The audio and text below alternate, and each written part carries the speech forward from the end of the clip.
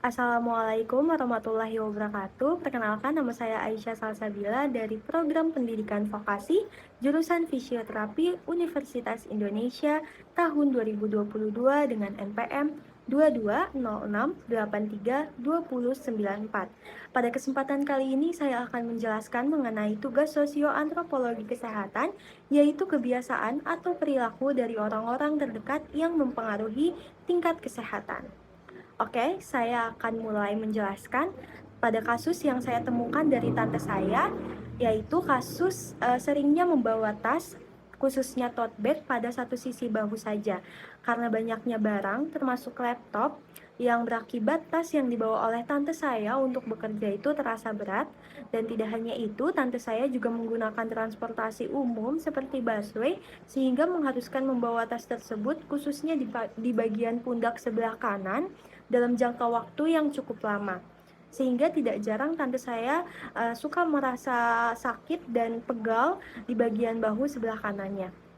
Nah, setelah saya telusuri dan saya pelajari sedikit mengenai kasus yang terjadi oleh tante saya, ternyata benar saja bahwa kebiasaan ini membawa dampak negatif terhadap kesehatan jika dilakukan secara terus-menerus.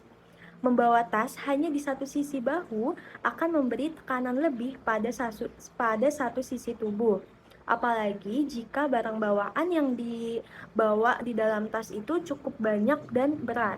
Tentu saja ini bisa menyebabkan imbalance yang menyebabkan satu sisi bahu lebih tinggi dan satu sisi bahu lainnya lebih pendek.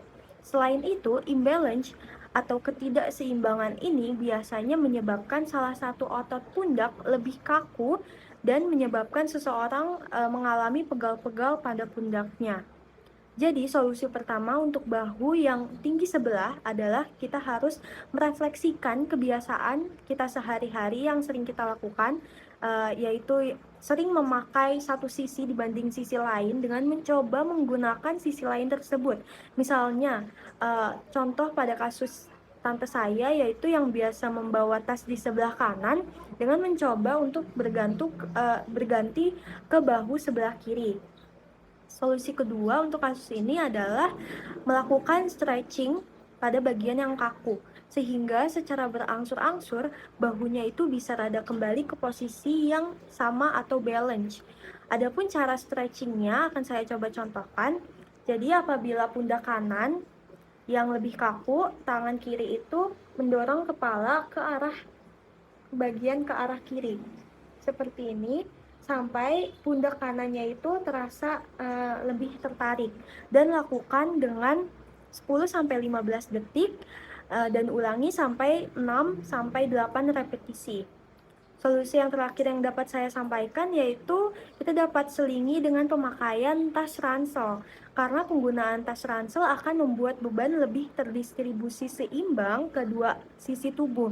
Dan bila perlu, kita juga dapat membawa tas dengan cara dijinjing dengan catatan tetap dilakukan secara bergantian antara tangan kanan dan tangan kiri. Sekian video yang dapat saya sampaikan. Mohon maaf jika ada salah kata. Terima kasih atas perhatiannya. Wassalamualaikum warahmatullahi wabarakatuh.